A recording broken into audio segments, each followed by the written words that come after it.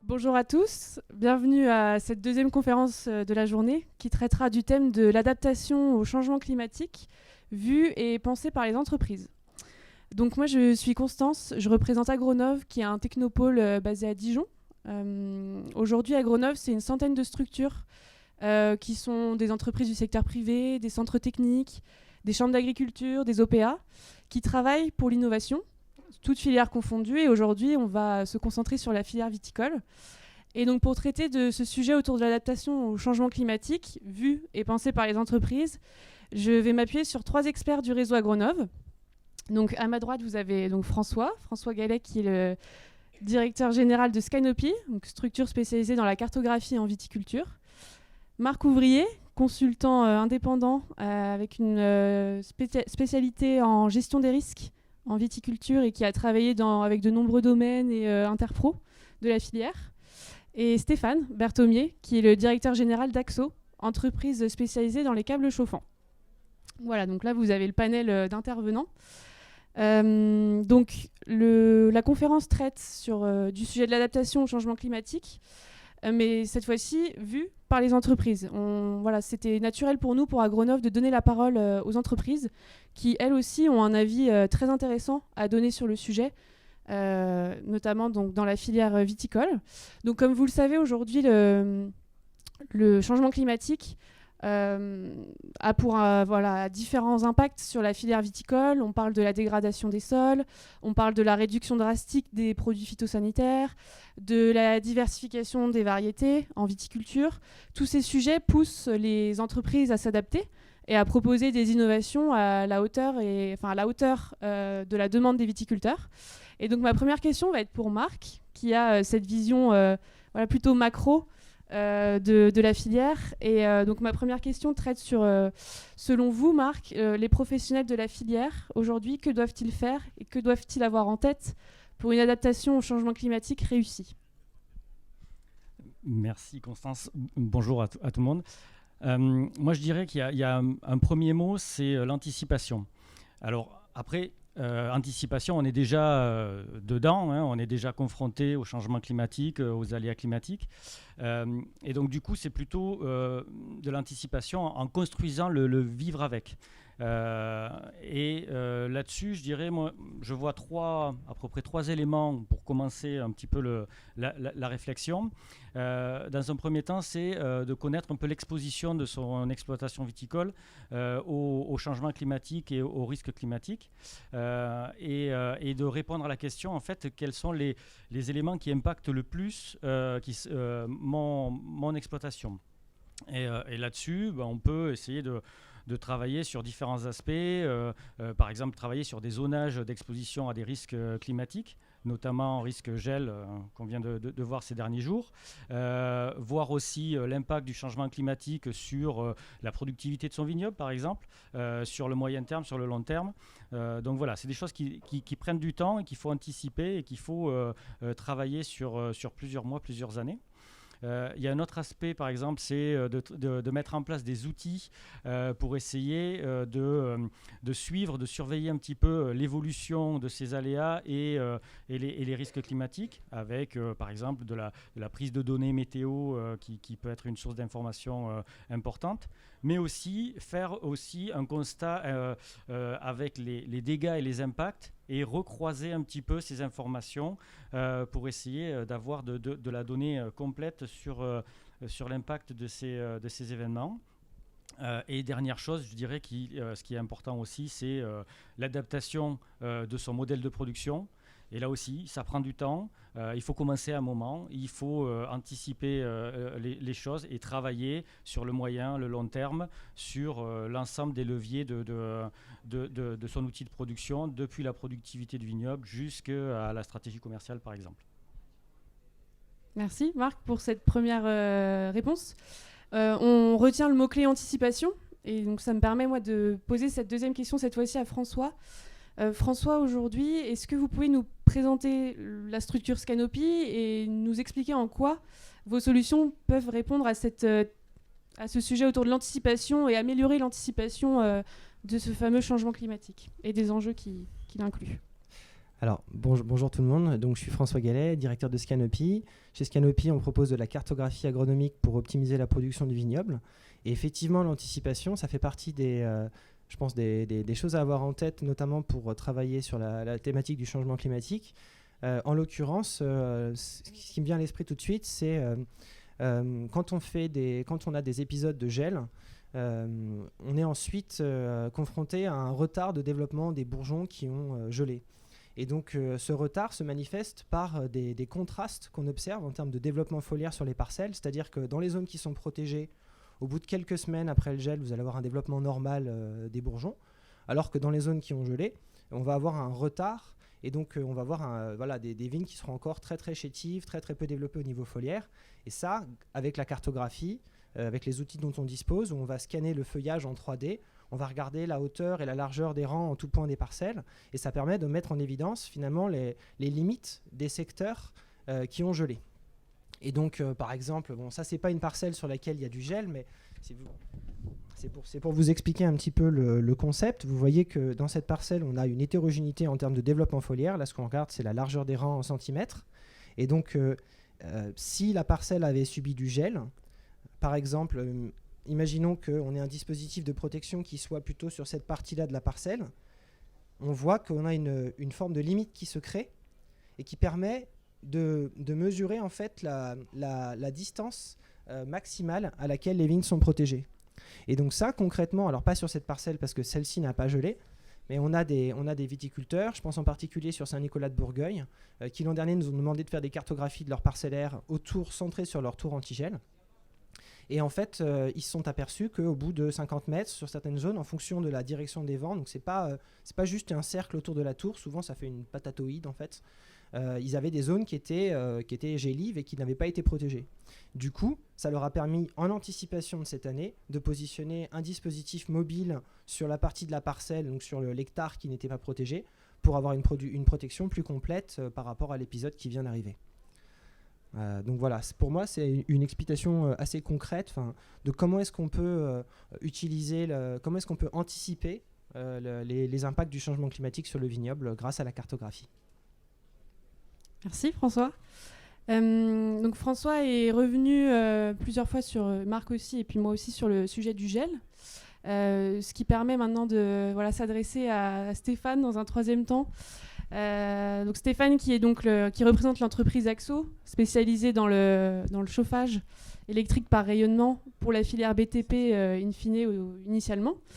Donc ma question ce serait est-ce que vous pouvez partager avec nous le parcours d'Axo et la raison ou les raisons pour lesquelles aujourd'hui vous vous adressez à la filière viticole et vous êtes présent parmi nous et devant nous. Bonjour à tous.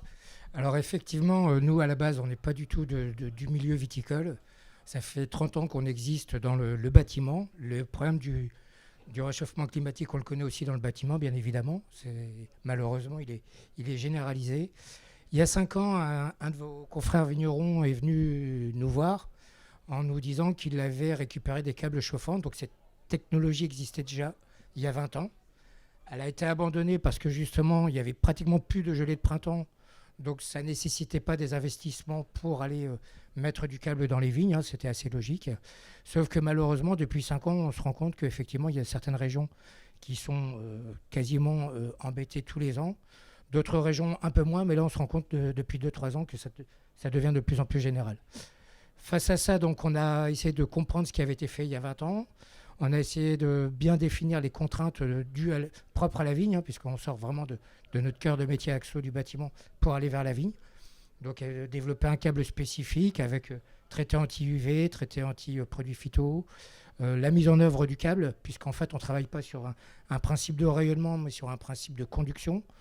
Donc voilà, c'était vraiment des contraintes que nous, on maîtrise à la fois, mais en même temps, il fallait bien les définir ensemble par rapport à la filière.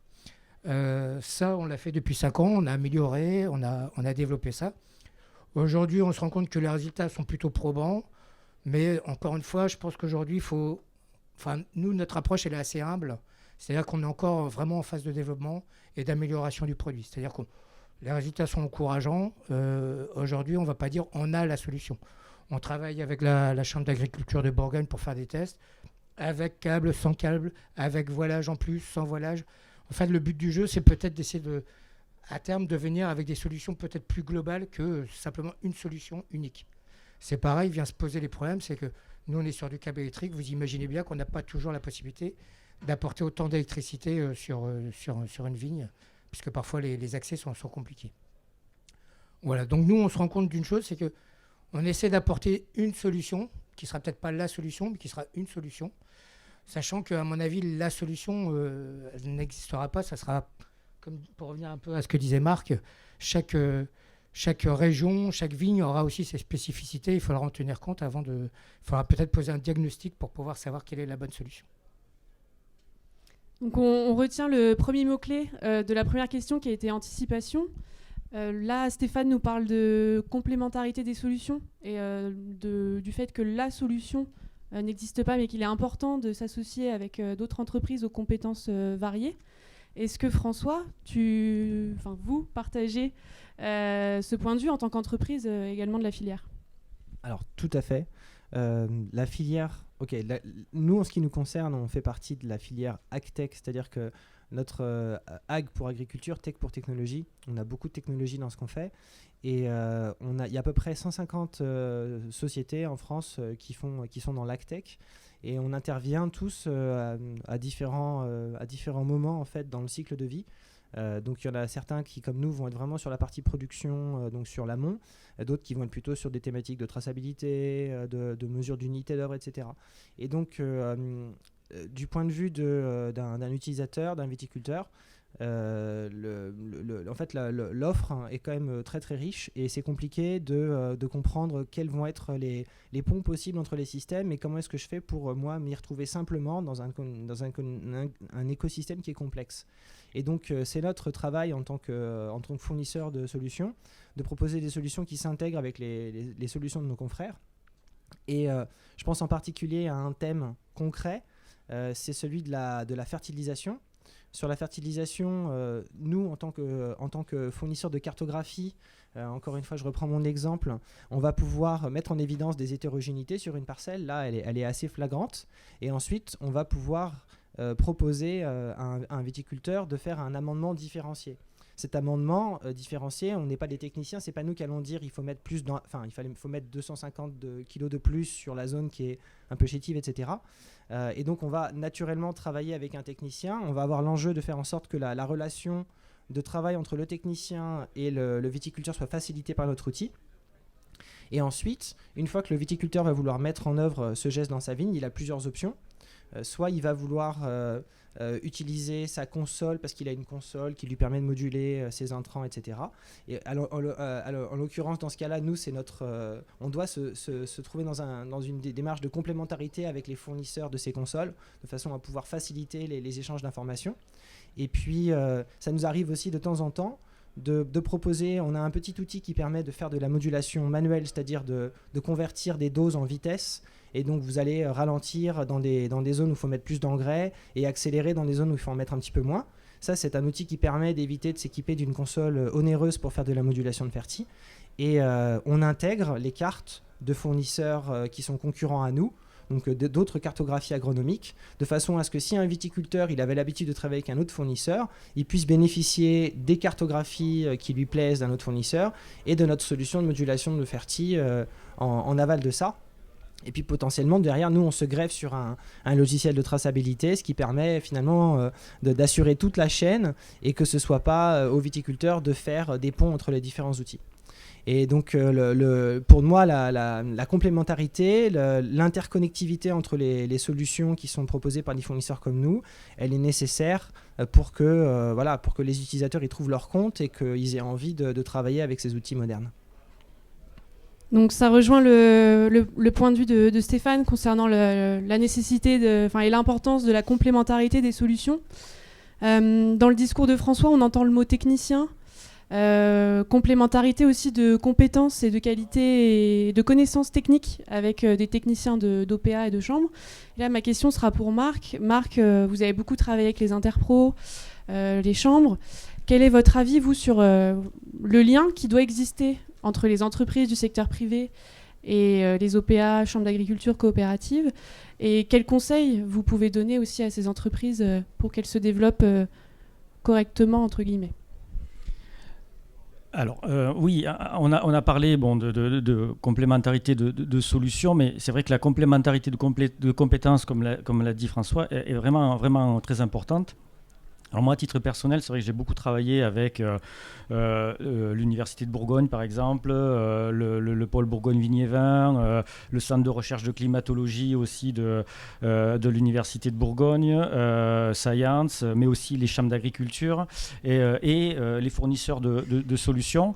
Et il y a vraiment besoin d'avoir un mix de compétences et d'approches pour pouvoir construire justement les solutions soit mettre en œuvre et développer les solutions existantes, ou après réfléchir et faire évoluer de nouvelles solutions. Moi, je pense qu'il y a vraiment un élément aussi important, c'est essayer de décloisonner cette approche. Encore une fois, pour rebondir sur ce que disait François, ça me paraît vraiment très très important. Si on prend le cas d'une actualité récente du gel qu'il y a eu sur ces derniers jours, là aussi, pour essayer de voir l'impact du gel sur un vignoble, sur des exploitations, il faut à la fois avoir des données sur la climatologie, mais aussi sur la physiologie végétale, sur la connaissance sur les solutions éventuelles de protection du vignoble, leur coût, le besoin de main-d'œuvre, l'impact éventuellement que ça peut avoir en termes d'image sur vignoble, l'impact sur l'environnement. Donc ça fait énormément d'éléments différents et il faut arriver à voir, c'est toute la difficulté en fait pour des responsables d'exploitation de pouvoir faire la synthèse de tous ces éléments-là et il faut justement que les experts et les apporteurs de solutions puissent travailler de concert pour essayer de décloisonner et d'avoir une approche très, très complémentaire.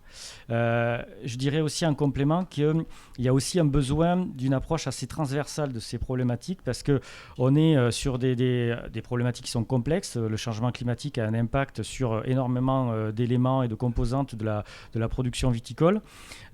Et certes, les experts, les apporteurs de solutions ont des éléments, mais il y a aussi un point très important, c'est qu'ils ont besoin aussi d'avoir des retours de terrain, d'utilisation de la part des vignerons, des personnes qui utilisent des solutions, des personnes qui ont des idées, des personnes qui ont aussi des contraintes et des limites. Et donc, du coup, il faut se nourrir de ces éléments-là pour faire adapter les solutions et faire émerger de nouvelles solutions. Donc, il y a besoin vraiment de cette transversalité d'échange à ce niveau-là. Et pour finir, je pense qu'il y a un élément aussi primordial dans cette approche, c'est le collectif.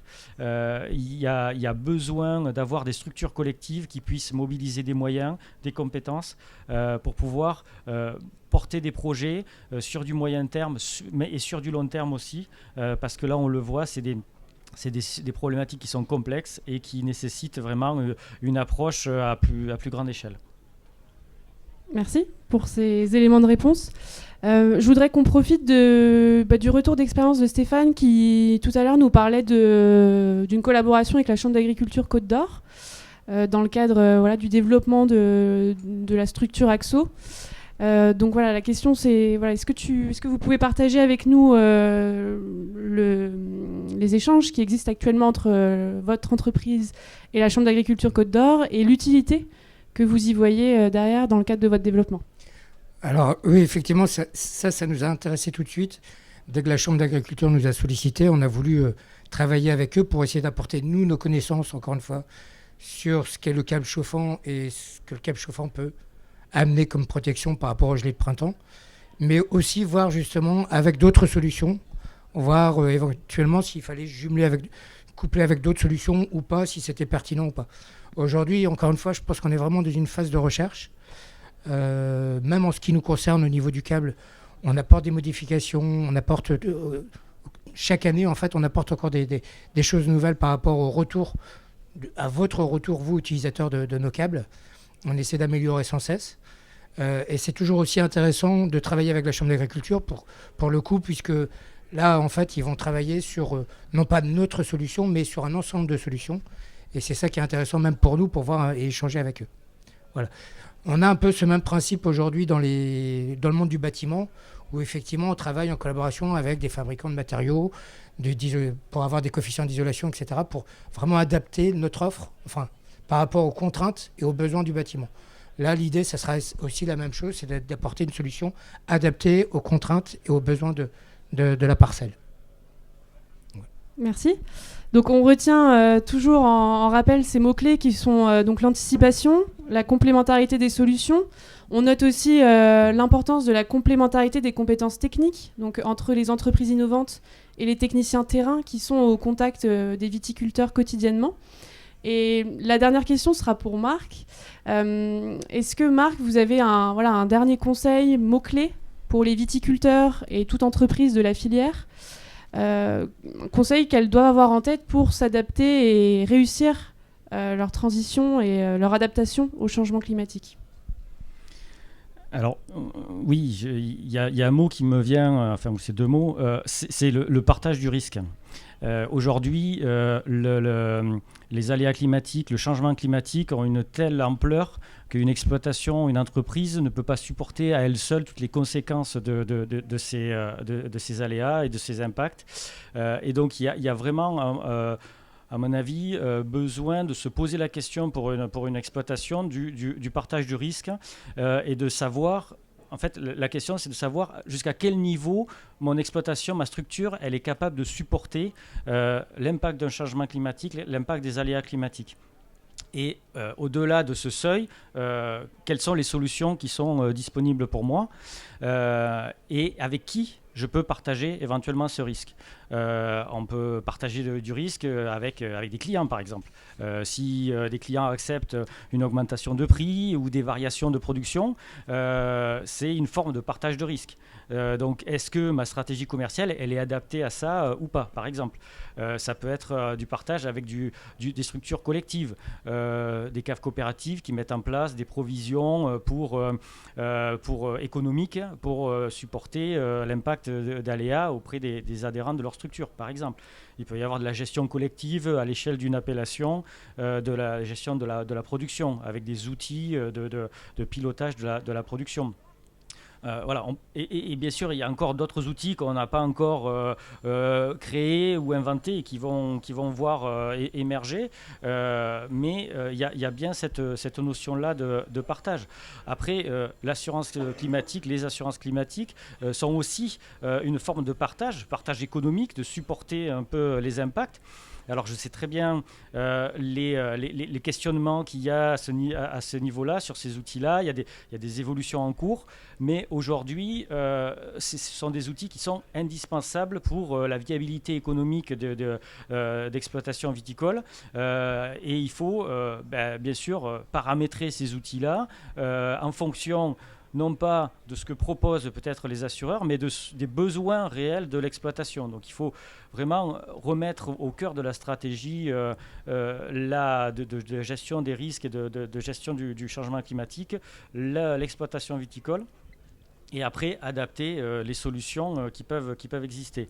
Voilà. Alors, je sais que c'est des dispositifs qui sont en cours d'évolution. Voilà, on pourrait en parler des heures. Mais ça reste des outils qui sont indispensables. Et après, quand on arrive à des seuils beaucoup plus importants, souvent les pouvoirs publics aussi sont là. Mais c'est important aussi d'avoir une bonne connaissance de la situation de terrain et du besoin des exploitations pour pouvoir dimensionner éventuellement des aides publiques par la suite aussi. Voilà. Donc, encore une fois, voilà, cette notion de partage, il faut l'avoir dans un petit coin de la tête, je pense, et ça peut être quelque chose de vraiment intéressant pour adapter sa stratégie face aux impacts du changement climatique ou des aléas climatiques. Merci. Donc dans les différentes réponses qu'on a pu vous donner, finalement on retrouve ce mot-clé du collectif, et que ce soit donc en termes de complémentarité, de solutions, partage du risque en collectif et non en individuel. Donc les entreprises présentes ont joué le jeu, se sont posé la question à savoir comment nous, aujourd'hui en tant qu'entreprise, on peut s'adapter, on doit s'adapter au changement climatique en proposant des innovations intéressantes pour les viticulteurs. Et finalement, ce qu'il faut retenir, c'est vraiment cette vision plutôt collective, plutôt qu'individuelle sur le développement. Et puis les mots-clés que sont anticipation et complémentarité à la fois des solutions et des compétences. Voilà, donc j'espère que cette conférence a été intéressante et que vous avez des questions pour nous. On est disponible. Merci Constance. Alors je vais être très mal poli, je vais vous en poser une directement avant de proposer à l'auditoire. Justement, moi j'ai trouvé ça très intéressant de voir des entreprises privées qui concourent chacune à leur niveau dans un collectif, comme ça a été dit. Mais vous, votre rôle à Grenoble? Aujourd'hui, à Grenoble, notre rôle, c'est vraiment d'être soutien auprès de ces entreprises. C'est-à-dire que nous, notre rôle, c'est vraiment de faire l'intermédiaire entre les entreprises du secteur privé, donc qui appartiennent au monde de l'innovation, et les organisations plus terrain, que sont les chambres d'agriculture, les coopératives, les caves coopératives, et qui, elles, nous remontent les besoins directement des viticulteurs, des agriculteurs. Donc on a vraiment ce rôle d'intermédiaire, de facilitateur, vraiment. Et c'est sur cette compétence-là qu'on s'appuie pour vraiment soutenir les entreprises dans leur développement. Et vous êtes basé à? Et nous sommes basés à Dijon, à Bretenière exactement, au sud de Dijon, en Côte d'Or. Très bien, merci. Bon, on va passer à la séquence des questions, des réactions. Je le redis, c'est pas forcément une question cadrée, c'est peut-être une petite réaction. Ou pas. Allez, je passe. J'aimerais savoir comment fonctionnent exactement les câbles à induction. Ça m'intéresse. Alors, le terme exact, c'est pas l'induction, c'est la conduction. Donc en fait, en système de chauffage, on définit 3 systèmes de chauffage. Vous avez ce qu'on appelle la convection, c'est on chauffe de l'air, des volumes d'air. C'est ce que vous avez dans les habitations, les fameux convecteurs. Vous avez un deuxième système où nous, on chauffe depuis 30 ans avec du câble chauffant, c'est ce qu'on appelle du rayonnement. Le rayonnement, on chauffe des masses. Je vais vous prendre un exemple très simple, c'est vous prenez une voiture, vous la mettez en plein soleil alors qu'il fait -2. Vous savez que si vous montez dedans à midi, votre voiture, elle ne sera pas à -2, on n'aura pas envoyé d'air chaud dans la voiture, et pourtant il fera une température de 15-20 degrés. Ça, c'est ce qu'on utilise nous dans le bâtiment depuis 30 ans, c'est ce qu'on appelle le rayonnement. Le troisième système de chauffage, c'est ce qu'on appelle la conduction. La conduction, c'est un corps chaud, transfère ses calories vers un corps froid. Donc quand vous utilisez la technologie du câble chauffant pour votre vigne, ce qui est primordial, c'est que votre câble soit au maximum au contact du cep. Du coup, ce câble qui va monter à une dizaine de degrés, pas plus, vous le touchez à main nue quand il fait 0, vous avez l'impression que le câble est froid, mais il est à 10 degrés. Et ces 10 degrés vont transférer des calories vers le cœur du cep où se trouve la sève. Et c'est en empêchant la sève de geler que vous allez venir protéger vos bourgeons. C'est ça le principe Donc ça s'appelle de la conduction et pas l'induction. Et c'est ça le principe de chauffage pour les vignes en l'occurrence. Comme les radiateurs. Ça restitue 50% de la chaleur par rayonnement autour, ou plus, ou moins. Alors, non, justement, c'est encore une fois, c'est vraiment de la conduction. C'est-à-dire que, je vous dis, c'est le principe de, par exemple, ce que vous connaissez dans une cuisine, vous posez une casserole sur une table à induction, vous parliez d'induction. En fait, vous n'avez pas de rayonnement dans l'induction. C'est vraiment le contact qui transfère le corps chaud par contact, transfère ses calories au corps froid. Donc c'est vraiment de la conduction. Le rayonnement, c'est autre chose, c'est qu'en fait, vous avez une émission d'ondes qui vont venir chauffer les masses qui se trouvent autour de l'émetteur. Donc là, en l'occurrence, si on voulait vraiment mesurer le rayonnement du câble sur la vigne, le rayonnement serait peut-être de 5-10%, puisque si vous prenez une caméra thermique, vous allez vous rendre compte qu'il y a une telle déperdition. Je vous parle dans les conditions d'utilisation hors gel, c'est-à-dire on est à -2, -5, -6 degrés. Vous avez une déperdition qui est énorme. C'est-à-dire que votre câble à 10 degrés, vous vous mettez je vous dis déjà en le touchant, vous le sentez à peine. Vous mettez à 3 cm, vous n'êtes plus à 10 degrés, vous êtes à 2 degrés. Donc vous avez une déperdition qui est énorme. Pour peu qu'il y ait un peu de vent, elle est encore accélérée. Donc le but du jeu, c'est vraiment travailler le contact entre le câble chauffant et le bois de cep, vraiment pour que, par conduction, encore une fois, c'est le contact qui va transférer les calories. C'est pas du rayonnement. Juste pour compléter l'info, c'est quelle énergie qui est utilisée? Électrique, pétrole Oui, donc nous on est sur... Oui, je vais peut-être se rappeler ça quand même. Pardon. Donc on utilise sur l'énergie électrique en fait. Et effectivement, j'en parlais, je disais, dans certains cas, ça ne pourra pas être la solution adaptée parce qu'on n'aura pas la possibilité d'amener ce courant puisqu'on parle quand même de quelques kilowatts, voire mégawatts. Donc c'est quand même des choses assez importantes en fonction des tailles des vignes. Donc c'est le souci aujourd'hui qu'on rencontre, c'est que ça ne sera pas forcément la solution, parce que ne serait-ce que si ça devait être la solution, on aurait la problématique de ramener autant de mégawatts dans les champs, dans les vignes. Ce serait impossible. Enfin, ça deviendrait très très compliqué. Aujourd'hui, pour alimenter nos câbles, on a 2 solutions qui se présentent. C'est soit le raccordement en réseau, si on a la possibilité de le faire. Ça peut être une solution. Ou la seconde solution, c'est venir avec un groupe électrogène, une armoire, et venir brancher les câbles. Donc ça dépend aussi de la topographie de l'endroit où on se trouve et la typologie de la vigne.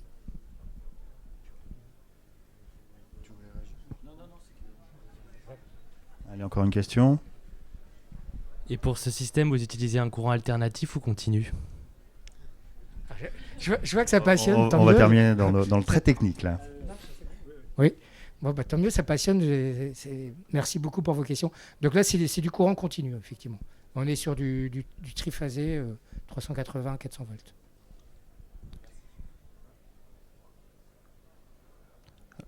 Oui, je passe la parole. Bonjour, moi c'est plus une question aussi sur l'image de tout ça, l'image en sens vraiment macro, c'est-à-dire que on a peut-être tous vu cette photo d'installation de câbles chauffants récemment, avec d'énormes tranchées de raccordement, voilà, le rapport à l'énergie, voilà, qu'elle soit pétrole, qu'elle soit autre, il y a toutes ces images-là. On se la pose aussi beaucoup dans le drone pulvé, sur les rechargements des batteries avec des groupes électro, etc. C'est vrai qu'il y a toute cette image, et dans ce débat sur les changements climatiques, c'est quand même un peu le nerf de la guerre. J'aimerais un peu avoir votre avis justement sur l'évolution de l'image du secteur vitivinicole par rapport à tout ça. Alors, effectivement, alors là, ça va être une réponse à 2 regards, en fait, si vous voulez. C'est que, effectivement, en 2022, ça peut surprendre. Moi qui suis du bâtiment, quand je dis qu'on commence à commercialiser un produit pour les vignes, les gens nous regardent un peu avec des gros yeux, parce qu'effectivement, on se dit, mais chauffer les vignes, c'est-à-dire pour chauffer, si on se met au niveau d'un territoire comme la France, c'est quand même des choses qui semblent, en termes énergétiques, ça nécessite quand même ponctuellement des ressources énormes au niveau énergétique. Donc c'est vrai que ça peut être un peu choquant. À côté de ça, si on part du principe que on a besoin aussi de sauvegarder notre patrimoine, parce que je considère qu'on parle de notre patrimoine. Aujourd'hui, quelles sont les solutions qui se proposent à nous? C'est les bougies, c'est les éoliennes, Enfin, il y a différentes solutions, mais bon, les bougies, est-ce que d'un point de vue environnemental, c'est mieux? On peut poser la question. L'éolien, on ne sait pas encore aujourd'hui quelles vont être les conséquences. Éventuellement, ça peut être, je ne sais pas si mes collègues ont des réponses, mais quelles pourraient être éventuellement les conséquences si on mettait des champs d'éolien un peu partout. Enfin voilà, tout ça veut dire qu'il y a 2 solutions. Soit on est pragmatique, on a une problématique, on essaie de la solutionner. Et là, on essaie de trouver les différentes solutions techniques, comme j'ai expliqué. Soit on est vraiment focus sur l'environnement, et à ce moment-là, on se dit, c'est tout, c'est Dame Nature qui décidera pour nous ce qui a lieu de faire. Ça, c'est vraiment 2 choses qui à mon sens, là, on est presque plus sur des questions philosophiques que sur des questions techniques. Ou technique, enfin, je fais le lien, puis Marc, je te redonnerai la parole, à la présentation de la précédente présentation. Ceux qui ont assisté au bilan carbone, effectivement, enfin, Sophie Pénavert nous parlait de fausses bonnes idées. Enfin, voilà, elle dit, est-ce qu'on ne dégrade pas en prenant une solution, mais qui est, comme vous le dites, louable. On a un problème à résoudre que sont les aléas climatiques. On part sur des options, mais voilà, est-ce qu'on, pour autant, on ne dégrade pas le bilan carbone? Du coup, voilà, est-ce qu'on ne concourt pas encore un peu plus au réchauffement climatique? Donc voilà, tout est posé. Mais c'est vrai que l'image et l'impact de toutes ces pratiques, c'est aussi une des composantes de la réflexion. On ne peut pas l'écarter, ça c'est évident. La composante environnementale aussi, la composante sociale, humaine, elle fait partie de cette problématique-là. Et il faut pas l'écarter. Après, il faut essayer justement de prendre le maximum de recul et à l'heure actuelle, il me semble que le travail sur la complémentarité, encore une fois, des solutions va permettre de tester plusieurs choses dans différentes situations, dans différents contextes. Et après, au fur et à mesure de l'acquisition de connaissances, de l'acquisition d'informations et de l'évolution des conditions, on pourra s'orienter un peu plus vers l'une ou l'autre de solutions. Voilà. Et c'est vrai que... Stéphane, il ne l'a pas dit, mais l'objectif de tous les fournisseurs qui fournissent aussi des solutions comme ça, c'est aussi de fournir des solutions à moindre coût en termes d'énergie, d'intrants, avec la meilleure efficacité. Aujourd'hui, c'est sûr que apporter des calories dans une vigne, voilà, ça coûte cher. On peut se poser plein de questions. On chauffe le ciel aussi, quelque part. Hein, donc voilà. Mais on essaie, les fournisseurs essaient de trouver des solutions qui permettent d'optimiser l'intervention. Pas toujours évident, mais il y a dans un coin de la tête, il y a bien cette idée-là. Voilà. Est-ce que ces solutions-là, demain, elles seront vraiment exploitables? Est-ce qu'elles n'auront pas évolué d'ici quelques mois, quelques années? Peut-être. Mais l'idée, c'est, encore une fois, de ne pas se fermer de porte et de se poser toutes ces questions-là face à chaque solution. Est-ce que c'est l'image, un domaine viticole peut dire, ben non, moi je ne veux pas voir de tour antigel sur mon domaine, je ne veux pas voir de câble, je ne veux pas voir de bougies, mais je veux voir cette autre solution. Voilà, donc là aussi, il faut essayer de prendre du recul et de mettre ensemble ces différentes approches. Je reste sur les mots-clés que nous propose Constance. Effectivement, il y a l'analyse technique, économique que tu évoques, environnementale et image. Peut-être pas les mélanger, environnemental, image. Et changement climatique. C'est un peu la matinée changement climatique. C'est vrai que, quelles que soient les solutions, elles vont être analysées selon ces différents prismes. Et après, on fera des choix. Oui. Non, je voulais réagir aussi par rapport à ce qui vient d'être dit. Alors, j'ai la voix un peu cassée, excusez-moi. Du fait également du zonage, parce que finalement, je me dis aussi, ce qui est rassurant, c'est cette fameuse cartographie qui permet aussi de ne pas étaler des câbles partout, mais de pouvoir aussi cibler les endroits qui ont besoin. Et j'avais une question, parce que c'est vrai que je ne connais pas forcément tout le milieu viticole. Vous avez parlé aussi de câbles et de voilage. Et est-ce que quand vous parlez de complémentarité de solutions, ça permet peut-être aussi de se dire, non, on ne fait pas que du câble chauffant, il peut y avoir une complémentarité de propositions? Alors, comme je disais, en fait, effectivement, aujourd'hui, c'est à l'initiative de la Chambre d'agriculture de Bourgogne que le test a été lancé. Et nous, effectivement, on est demandeurs. Après, aujourd'hui, malheureusement, on a mis ça en place ici cet hiver. Donc, on aura un retour là, bientôt, malheureusement. Et on pourra effectivement peut-être le voir. Et faudra-t-il peut-être aussi l'observer sur plusieurs années, parce que c'est toujours pareil. C'est aussi, parfois, malheureusement... Une gelée de printemps ne sera pas la même dans la même vigne. Les conditions ne sont pas tout à fait identiques. On se rendra compte que les résultats ne sont pas forcément identiques. Ceci étant dit, effectivement, nous, on est très intéressés pour savoir si est-ce que notre solution sera plus efficiente avec un voile ou pas. Ça, aujourd'hui, on n'a pas encore le recul. Quand je vous dis, on est vraiment...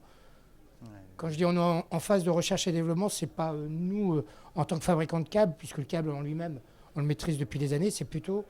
l'associer à d'autres solutions qui nous intéressent et voir un peu, effectivement, ce qui est le plus adapté et le plus efficient. Quand j'entends parler de voilage, j'ai vu... moi, je ne connais pas très bien la réglementation autour des voiles en viticulture, mais ce que j'ai compris, c'est que c'était quand même assez limité au niveau des AOC, la capacité à pouvoir le faire. Et j'ai vu un viticulteur de Bordeaux qui mettait des photos sur LinkedIn de ses vignes qui étaient voilées, et qui disait moi je suis en vin de France, j'ai dit non aux AOC, etc. Et sans vouloir dire qu'il y a une stratégie, une autre qui est meilleure, peut-être que c'est aussi... franchement, le voyage sur le papier, ça a l'air d'être une super solution, quoi. C'est un truc qu'on peut déplier temporairement. Là, il y avait une nuit de gel qui était vraiment particulière. On les remplit le lendemain. Ça a zéro impact sur la vigne pendant le reste du cycle, etc. Mais c'est interdit aujourd'hui. Et peut-être qu'il y a aussi, sans vouloir faire trop de polémique, une réflexion à mener sur les contraintes qu'on a au niveau des cahiers des charges. Et il y a peut-être aussi matière à faire évoluer ces contraintes également. Parce que finalement, cette solution des voiles, elle est peut-être vachement écologique et bien plus pragmatique que de faire tourner des hélicoptères au-dessus des vignes, quoi. Voilà. C'est vrai que on est sur une période de transition. Voilà, l'impact des changements climatiques va modifier les modèles de production. On va devoir s'adapter. Donc c'est des périodes de transition. Et souvent, qui dit adaptation dit besoin de souplesse. Donc, est-ce que voilà, le cadre réglementaire est adapté avec ce besoin de souplesse pour s'adapter ? Je pense que les personnes de l'INAO connaissent bien le problème et sont très intelligents et ont intégré ça. Voilà. Il y a des tensions, il y a des grosses discussions, bien évidemment. Mais voilà, il y a ce besoin de souplesse pour favoriser l'adaptation. Et ça phosphore pas mal déjà depuis quelques mois quand même, quoi. Je vais me faire un peu l'avocat indirect de l'INAO. Hein. Pour ceux qui ne le savent pas, l'INAO a ouvert des dispositifs d'expérimentation par rapport à l'adaptation au changement climatique. Donc voilà, effectivement, c'est entendu, des gens intelligents l'ont entendu. Ça ne veut pas dire qu'on peut tout de suite produire différemment, mais en tout cas, on a des droits expérimentaux. C'est-à-dire que tout professionnel peut conduire, enfin les chambres d'agriculture, peuvent conduire des essais sous l'angle adaptation au changement climatique, ce qui est quand même intéressant, quoi. Allez, encore une ou deux questions. Pardon Marc, je t'ai coupé. Juste pour dire que malheureusement, le temps de l'entreprise et pas forcément le temps de l'expérimentation et donc c'est là où on a les conflits. Il y a des besoins immédiats, économiques forts et qui ne sont pas forcément toujours très compatibles avec de la projection et des perspectives et des attentes de résultats. Voilà, c'est une réalité aussi, quoi. Allez, une ou deux. Allez, dans les dernières remarques. Merci. Je ne vais pas poser de questions parce que je fais partie d'Agronov, donc on ne va pas s'auto-poser des questions.